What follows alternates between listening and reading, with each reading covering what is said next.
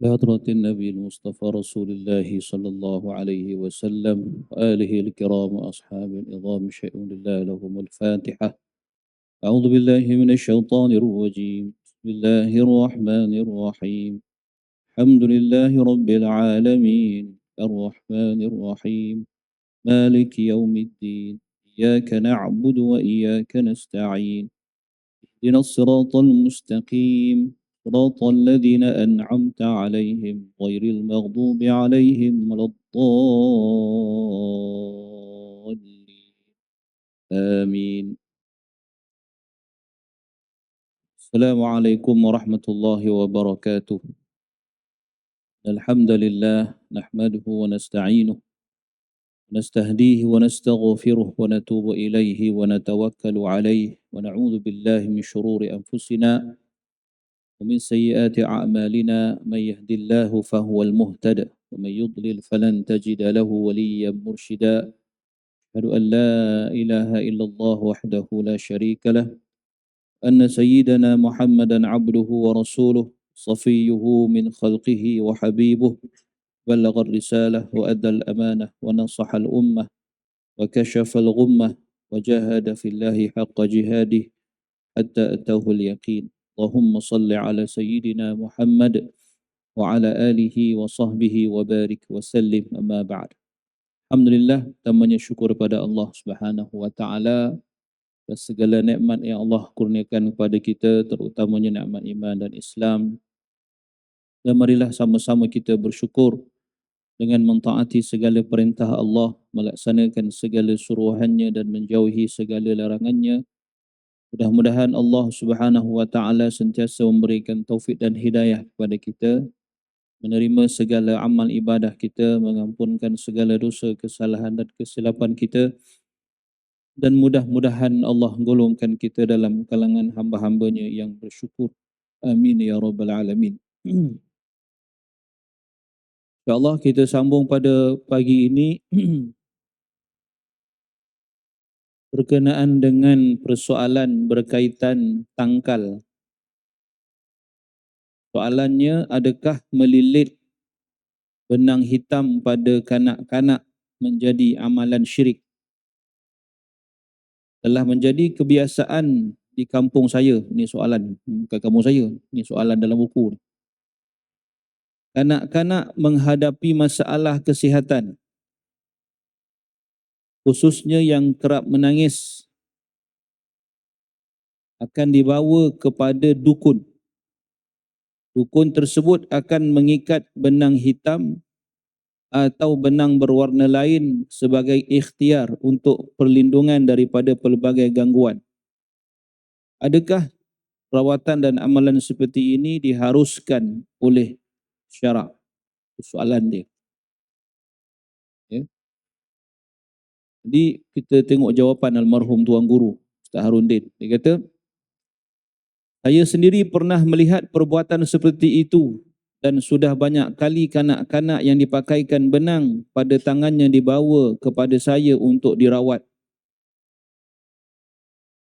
Saya secara berdiplomasi meminta agar benang hitam atau tangkal hendaklah dibuang terlebih dahulu sebelum melakukan rawatan ke atas pesakit.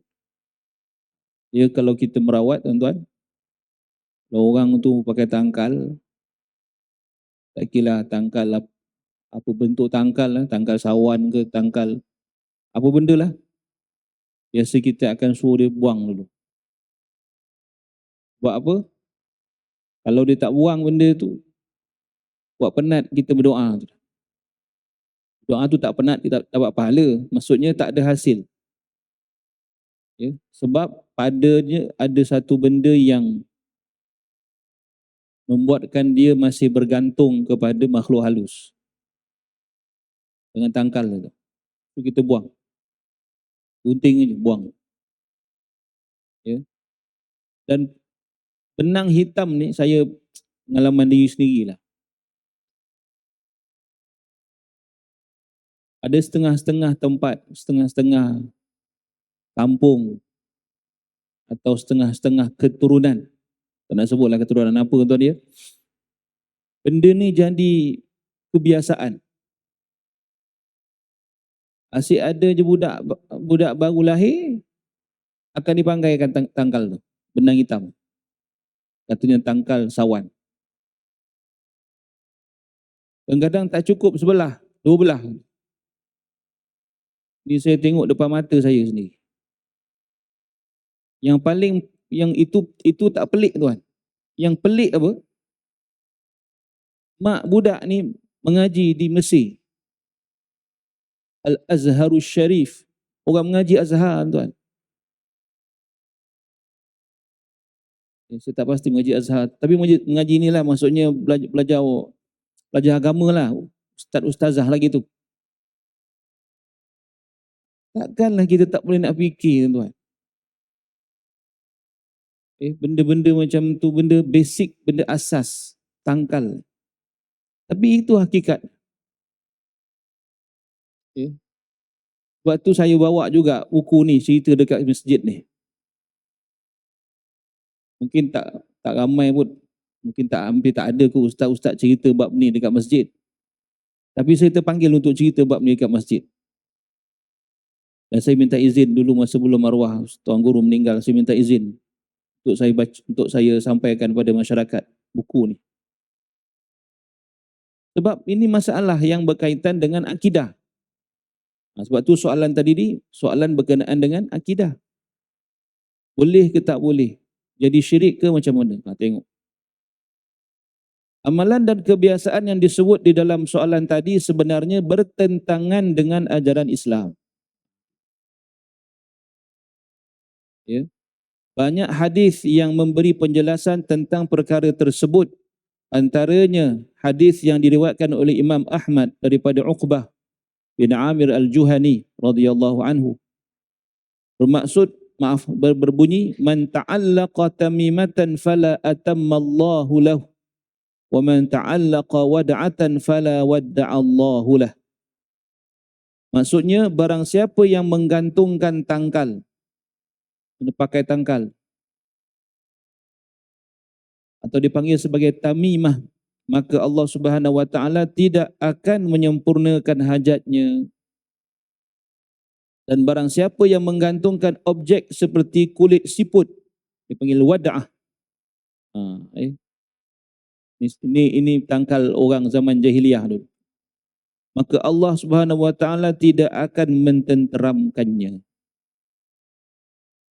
Tenang faham tuan. Kalau ada orang yang mengaku dia perawat atau pengamal pengubatan Islam, tapi dalam rawatannya ada menggunakan tangkal, tolak terus. Tolak terus.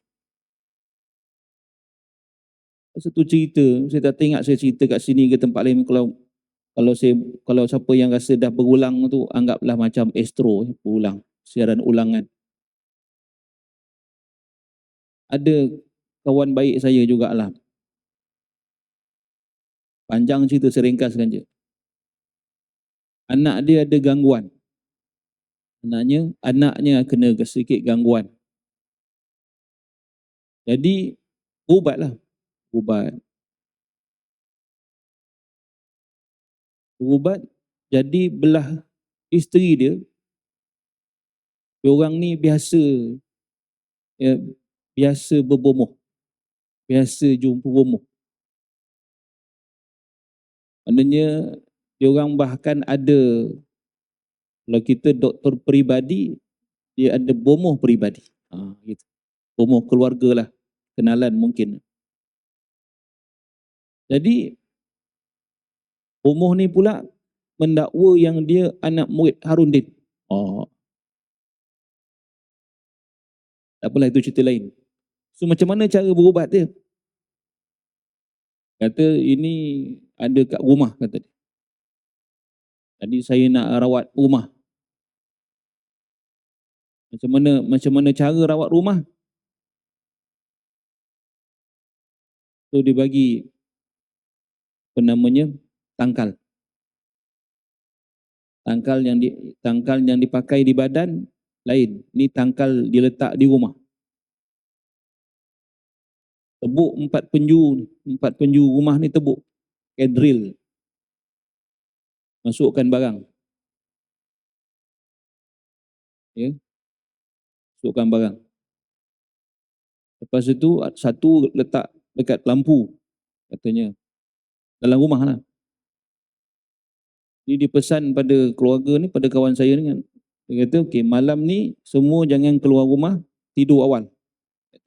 Jangan keluar rumah. Tak keluar rumah lah kawan. Jadi kawan saya ni terjaga dalam tengah malam, terjaga. Terjaga tengah malam, dia terasa macam ada satu angin. Tingkap semua tutup, tapi ada angin masuk dalam rumah, angin kuat. Tapi taklah lama sangat. Okay, selesailah tu, rawatannya selesai. Ya. Tujuannya untuk mengelakkan gangguan ataupun tak tahulah. Tujuan nak pagar rumah macam-macam lah.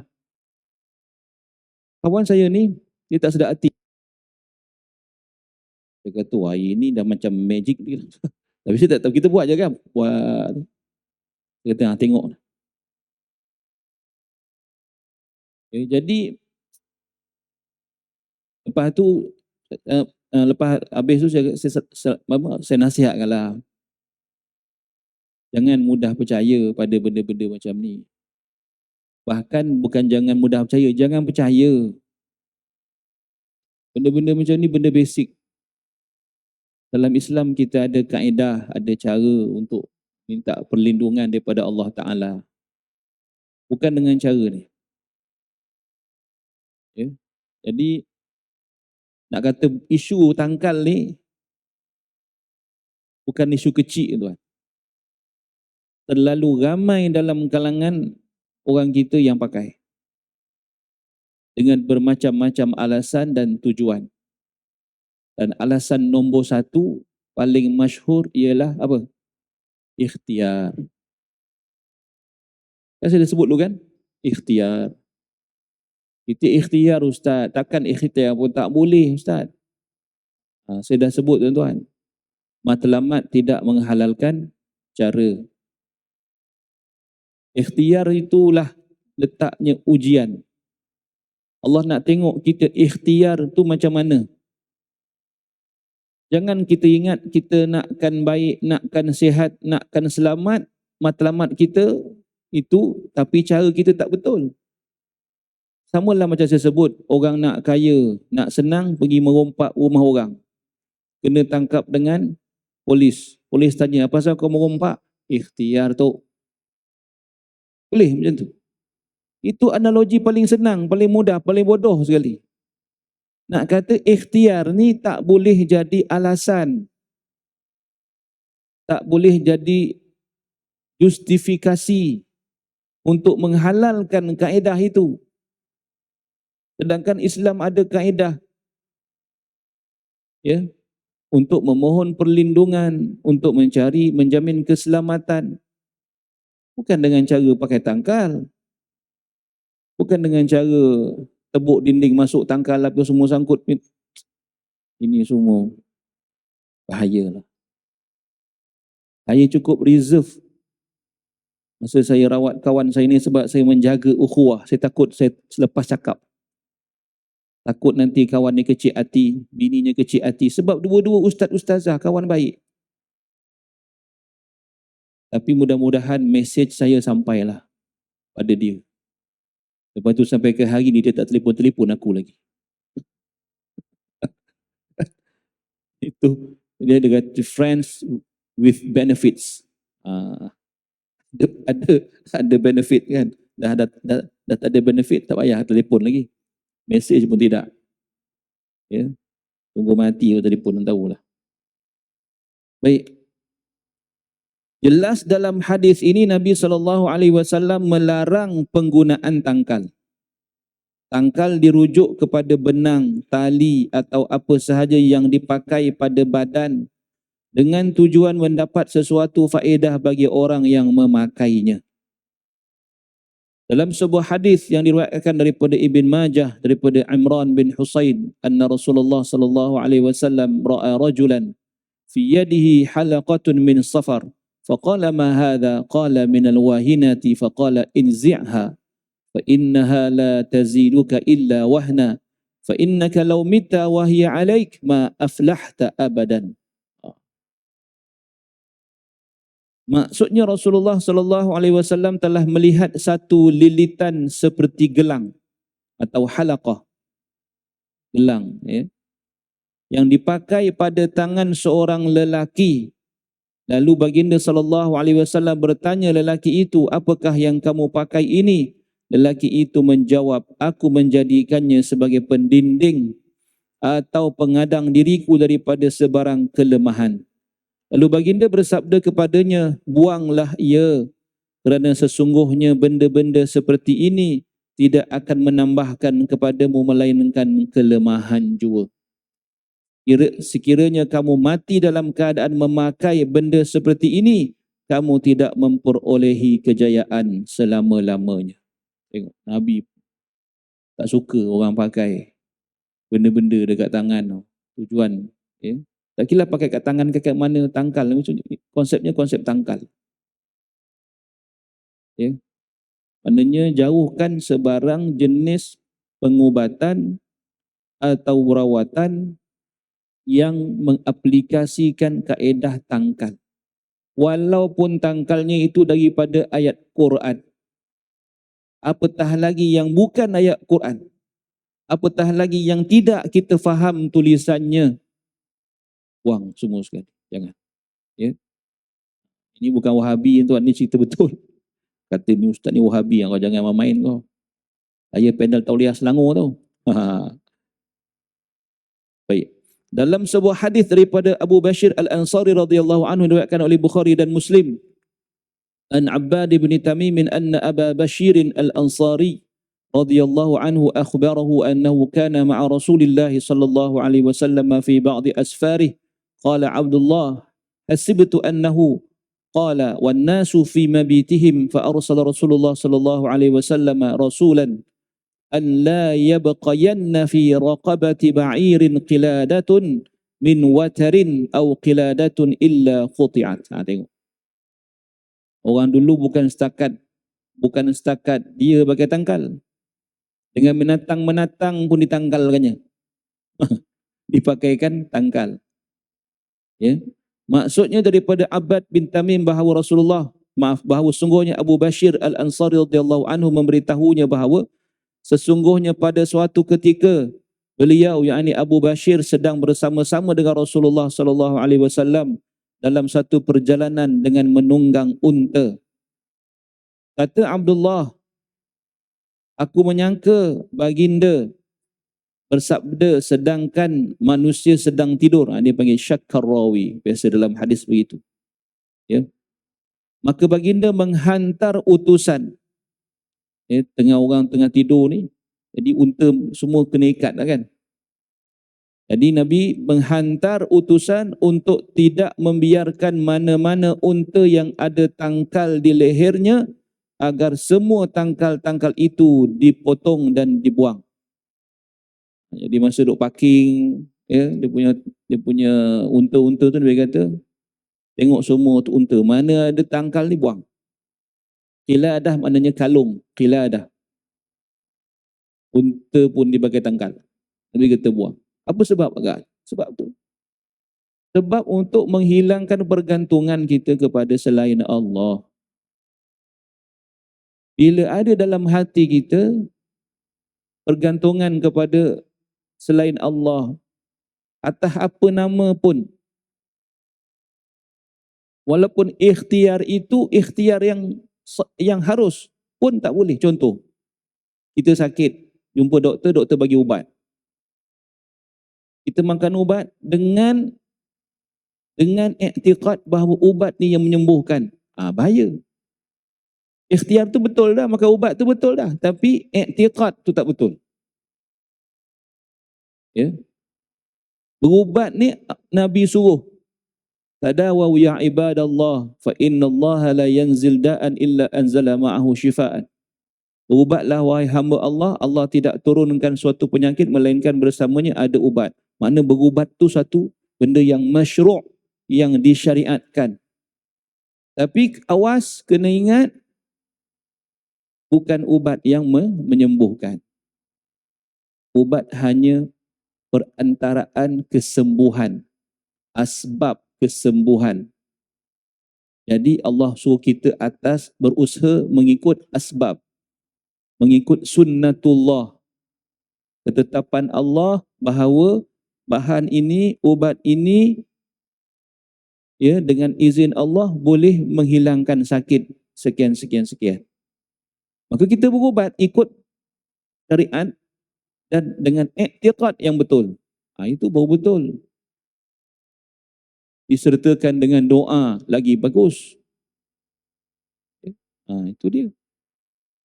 Nabi SAW melarang perbuatan seperti itu kerana, melarang perbuatan tersebut kerana seperti yang disebutkan oleh Imam Ibnul Jauzi, orang-orang Arab mempercayai dengan memakai tangkal pada unta akan selamat daripada gangguan. Kepercayaan sedemikian boleh membawa kepada syirik pada Allah Subhanahu wa taala.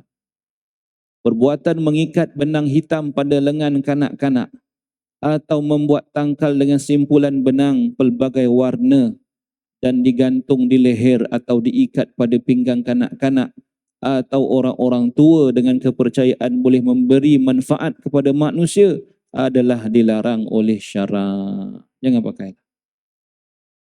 Dulu kami bila masa budak-budak sekolah tak tahu tuan-tuan kan, kita duk main silat ni. Tak nak sebutlah silat apa tuan kan. Agak aktif jugalah bersilat dulu masa sekolah. Sampai satu peringkat kita main senjata.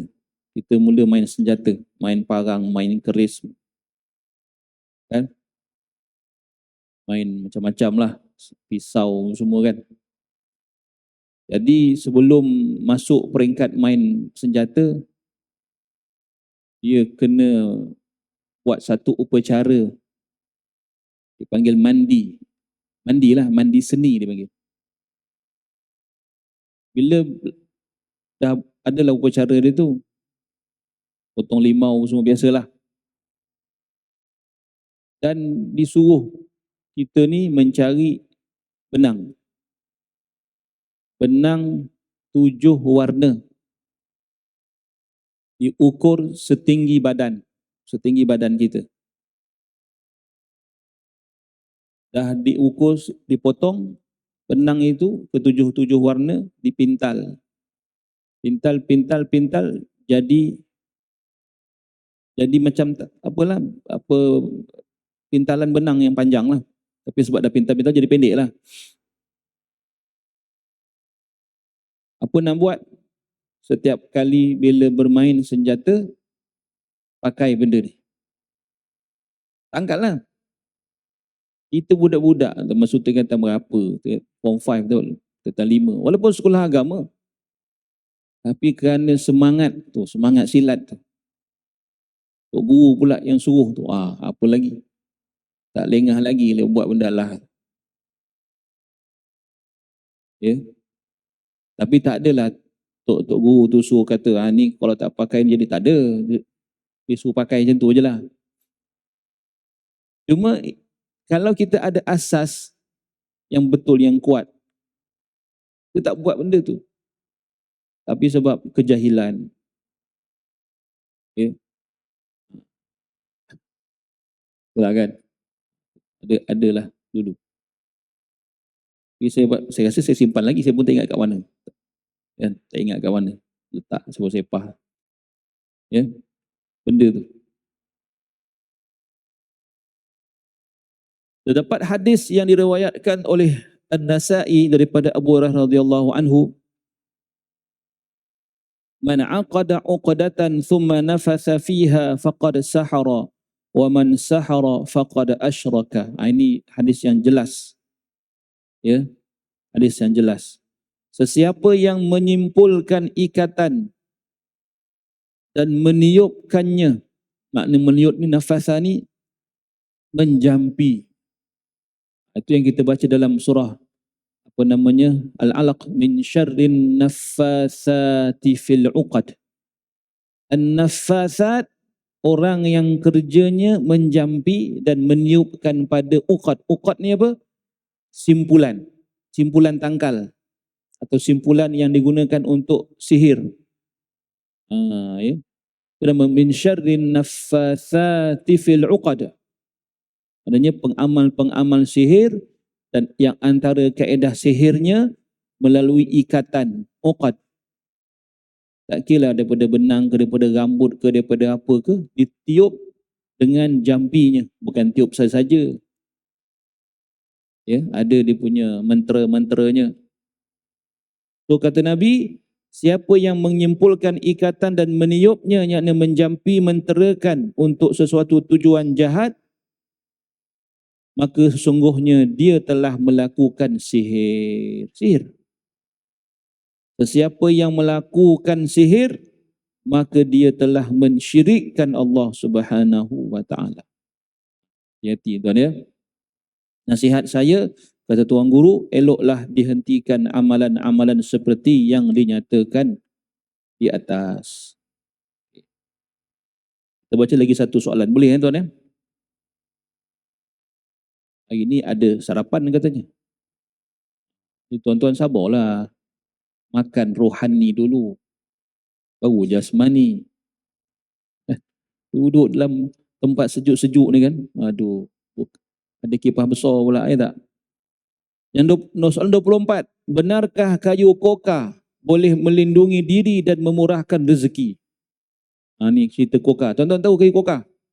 Tanya budak-budak Mesir selalu bawa balik menjual. Kurang ajar betul.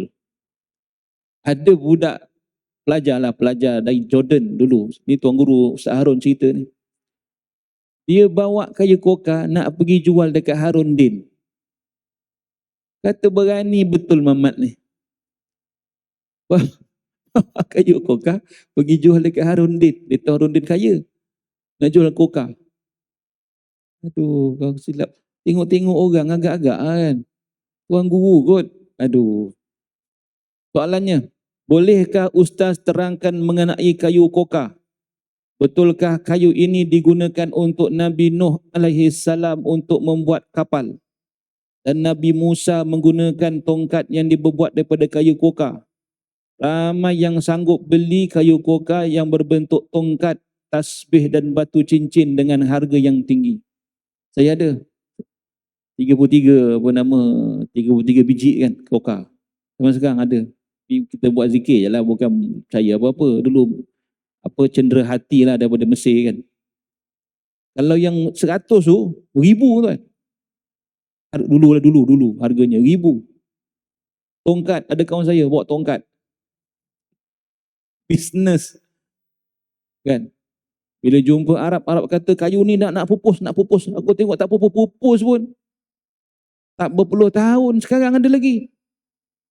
Nampak sangat kata ni 9 apa? Membongak tahu.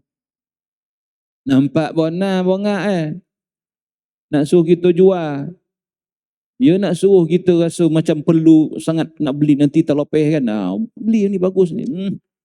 Kena kelentong Arab ni. Kalau pergi Mekah, sebab orang Arab dia dah tahu orang Melayu ni suka cari kayu koka. Saya perhatikan. Kayu bodoh tu kayu koka kata. Kayu bodoh tu kalau kita pegang, kita tahu koka ni berat, sifat dia berat. Kalau ringan macam kayu apa tu tak ada koka tu tuan. Tu kongkang nama. Bukan koka. Dia pergi dekat bawah. Apa nama tu Allah. Menara jam kan kat Mekah kan. Tengah tunggu bas.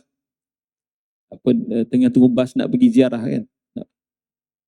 Jadi sementara tunggu bas datang ni, saya pergi lepak-lepak kedai-kedai Arab ni, borak dengan Arab kan. Saya tengok, oh ada tasbih, oh, cantik tasbih banyak. Itu ada kat kayu, saya minat kat kayu saya pegang. Koka. Kata kau pembohong besar je kata. Ni pegang koka, aku ada lah kat rumah je. Itu pun boleh letak beratus-ratus kan. Baik. Dia kata, kayu ini dikatakan menjadi penghadang daripada jin dan syaitan. menyembuhkan penyakit serta memurahkan rezeki. Adakah terdapat dalil Quran atau sunnah mengenai hal ini? Jawapan Tuan Guru, saya pernah melihat kayu koka dalam pelbagai bentuk. Saya pernah dihadiahkan kayu tersebut. Orang hadiah banyak kan Tuan Guru ni. Kan? Pedang ada, penuh kat rumah. Tasbih ada. Tapi Tuan Guru Harun dia tak pakai tasbih. Dia pakai, kalau dia berzikir dia pakai jari. Dia ambil sunnah yang jari lah. Ya. Dan dia kata sebagai perawat, sebab kita kepegang sakit kan, lebih baik kita pakai jari. Ya, sebagai satu cara kaedah jugalah. Itu kata dia lah. Ya. Saya pun tak pakai tasbih. Nak pakai silakan, tak ada masalah. Saya tidak pernah, yang dia kata, saya juga pernah membaca sebuah buku terbitan Malaysia yang menyebut tentang penggunaan dan kebaikan kayu koka seperti yang saudara sebutkan. Saya tidak pernah mendengar tentang kayu ini melainkan sejak 2-3 tahun kebelakangan ini. Seorang pelajar yang pulang dari Jordan, nampak cerita ni ada dalam ni. Saya dapat cerita ni kat sini pun ada. Masa Tuan Guru cerita kat saya pun ada. Dan memperkenalkan kayu koka, beliau berhasrat menjualnya kepada saya kerana dia mengatakan sayalah orang paling layak memakai atau menggunakannya. Saya berbincang panjang dengan beliau, malah saya menasihatkan beliau mencari profesion lain selain daripada menjual kayu koka. Tuan Guru sempat kuliah kat budak tu. Macam-macam tu, walaupun balik daripada Azhar, kita naik kapal terbang sama-sama pergi Mosi. Balik pun kapal terbang sama, tapi orangnya tak pernah sama tu. Yang rajin-rajinlah belajar, yang pemalih lah. Yang jadi Nabi Musa. Yang jadi Fir'aun pun ada yo. Ya. Orang pergi Mosi jadi ulama, dia jadi ulanya tuan. Semua dia lanyak. Tahu ulanya. Persoalan ini lama kelamaan semakin menjadi-jadi. Nah, ni cerita dululah dia. Saya melihat ramai orang memakai batu cincin yang dia perbuat daripada kayu koka. Bahkan cincin, dia buat cincin kayu tu dia ukir jadi cincin. Ada pakai. Ustaz-ustaz pun ada pakai.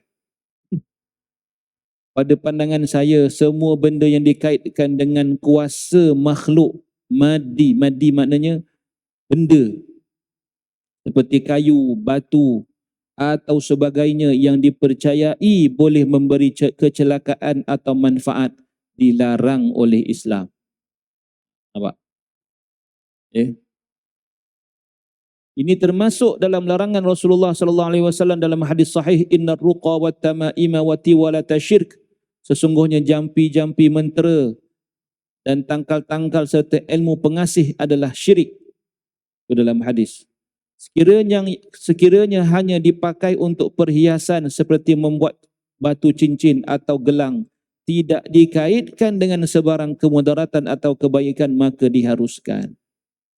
Ada kata kayu koka ni kalau kita gesek, ambil air dia, kalau budak demam boleh sejuk demam. Itu tak ada masalah kalau betul unsur alam ni, tumbuh-tumbuhan, mineral, batu-batu ni, ada Allah letakkan kelebihan-kelebihan pada dia. Tapi kelebihan yang jelas, maknanya dia ada sifat. Mungkin dia menyejukkan suhu yang panas, menyembuhkan luka, contoh katakan. Kalau ada betul, diuji secara klinikal, dibuat jadi sembuh, tak ada mudarat, itu tak ada masalah. Tak ada masalah. Yang masalahnya yang macam ni, yang mistik-mistik ni. Melindung daripada syaitan, melindung daripada, ini masalah. Ya. Oleh kerana penggunaan kayu koka ini boleh menjadikan pembeli atau penggunanya terpukau dengan penjelasan yang menarik, ramai yang tertipu dengan penerangan tersebut, lantas membelinya tanpa berfikir secara rasional. Kiranya berlaku kebetulan seorang yang sempit rezekinya lalu memakai kayu ini dan rezekinya menjadi murah, lantas dia mengaitkan rezeki yang murah itu kerana memakai kayu tersebut, jelaslah dia telah syirik kepada Allah Subhanahu wa taala. Tidak ada kuasa lain yang memberi rezeki kepada makhluk melainkan Allah. Kayu koka mungkin mempunyai khasiat khusus dalam perubatan, termasuk dalam jenis herba, sebab dia herba, tumbuhan. Jika ia merupakan herba, dilarutkan atau dimasukkan dalam apa-apa adunan sesuai mengubati penyakit tertentu, ini termasuk dalam salah sebuah bentuk rawatan penyakit. Tak ada problem. Perubatan begini diharuskan kerana terdapat hadis-hadis Nabi sallallahu alaihi wasallam yang merujuk kepada rawatan penyakit dengan memakan ubat. Konsep dia macam ubat, tak ada masalah. Nabi sallallahu alaihi wasallam pernah menyebut tentang madu lebah, bijirin hitam atau habbatus sauda, jintan hitam, jenis tanaman seperti as-sina dan as-sinud. Dalam Al-Quran ada juga menyebut buah-buahan seperti at-tin, az-zaitun, ar-rumman, an-nakhil. Ini termasuk dalam kajian-kajian untuk dijadikan ubat bagi menyembuhkan penyakit tertentu. Itu tak apa, itu clear, tak ada masalah. Apa nama kayu pun tak apa, koka ke kako ke pun okey. Ya. Persoalan saya terhadap pengguna kayu koka atau apa sahaja kayu. Masuklah orang yang suka buat cincin pakai batu apa? Batu dari alam sebelah. Geliga serai. Ya. Siapa tahu tak tahu sudah. Mengapakah pengguna yang memiliki kayu itu tidak menggunakannya untuk dirinya sendiri? Mengapa perlu jual kepada orang lain? Kan? Kau tak pakai kau. Macamlah tukang tilik ni kan. Dia kata, oh ni kau ni kaya. Apa kau jadi miskin? Apa kau kena jadi tukang tilik? Patutnya kau tilik diri kau lagi kaya daripada semua orang. Patutnya macam tu lah. Barangkali pengguna tersebut pun tidak begitu yakin dengan khasiatnya, lalu menjualnya dengan harga yang tinggi untuk mendapatkan wang ringgit. Aku pakai pun tak guna, baik aku jual. Dapat gak duit?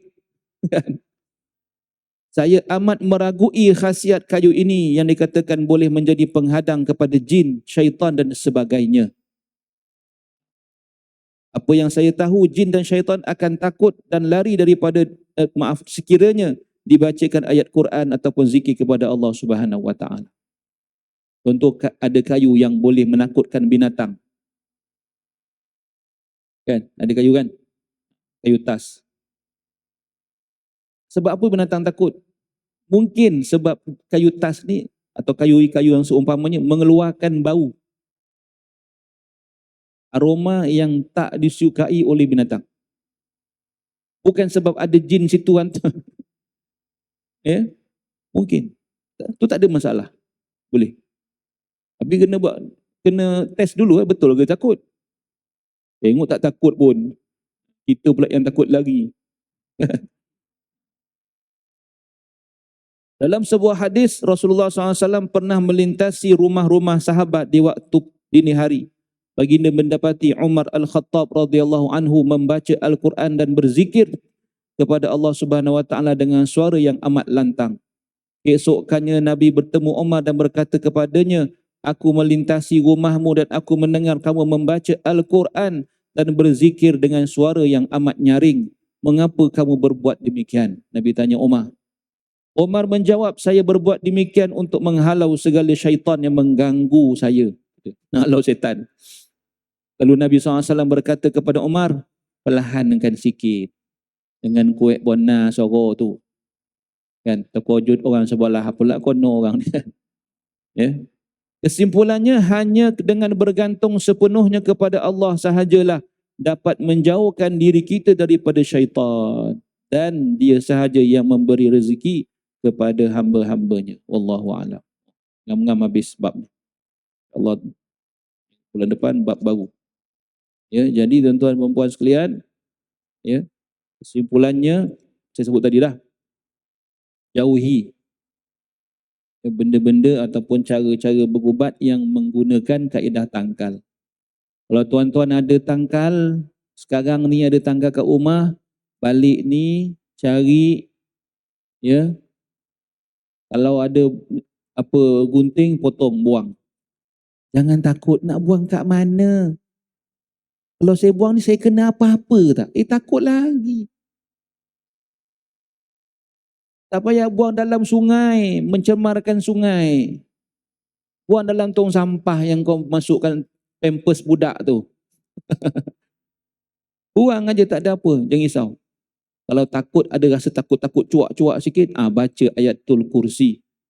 Baca ayat kursi, baca Fatihah, baca ayat kursi, baca 3 kul. Jangan jadi itu baca 3 kul, 3 kul, 3 kul, 3 kul. Bukan. Kuli. Dia datang kadang orang tak faham tuan. Qul huwallah, al-falak, an-nas. 3 surah ni. Fatihah, ayat kursi, 3 kul. Baca, ludah pada tangkal tu. Ludah, pui gitu. Jangan cakap membangkan. Jangan cakap macam tu. Ludah aja atau baca dekat air, tiup dalam air, masuk dalam air tu, ya, biar dalam tu rendam sekejap, buang. InsyaAllah tak ada apa-apa. Kalau ada lah, mungkin betul nenek punya dulu, buang. Ya. Ni saya pesan ni. Kalau takut sangat, tak apa, simpan. Nanti bulan depan bawa bagi kat saya. Pun boleh, tak ada masalah. Ya, ada keris-keris kecil. Nanti ni orang suruh pakai, suruh simpan. Keris-keris kecil. Kecil-kecil tu kan. Sama. Buang. Jangan tuan ya. Jadi kita, apa yang kita takut nanti bila kita dah meninggal. Anak cucu kemas bilik kita, jumpa benda-benda macam ni, maka dia akan kata apa? Kalau yang akan benda tak baik lah. Apalah atuk ni dulu buat benda-benda macam ni. Patutlah ada jadi lain. Patutlah gini-gini. Dia akan jadi, kata apa? Sangka buruk lah kepada atuk ni, pada kita ni. Kan? Jadi, belum jadi apa-apa lah. Ya. Wallahu a'lam. InsyaAllah jumpa lagi pada pertemuan akan datang. Qulu qawli hadha wa astaghfirullahal azim li wa lakum. Assalamualaikum warahmatullahi wabarakatuh. Bismillahirrahmanirrahim. Alhamdulillah rabbil alamin wassalatu wassalamu ala asyrafil mursalin sayyidina Muhammad wa ala alihi wa sahbihi ajma'in. Allahumma 'allimna ma yanfa'una wanfa'na bima 'allamtana wa zidna 'ilma. Allahumma shrah bil Qur'anil 'azim sudurana wa 'azim bihi wujurana wa hassin bihi akhlaqana wa wasi' bihi arzaqana wa nawwir bihi qulubana wa quburana ya Allah ya arhamar rahimin. اللهم فقهنا في الدين وعلمنا التأويل واهدنا الصراط المستقيم صراط الذين أنعمت عليهم من النبيين والصديقين والشهداء والصالحين ربنا آتنا في الدنيا حسنة وفي الآخرة حسنة وقنا عذاب النار وصلى الله على سيدنا محمد وعلى آله وصحبه وسلم الحمد لله رب العالمين قبل الله منكم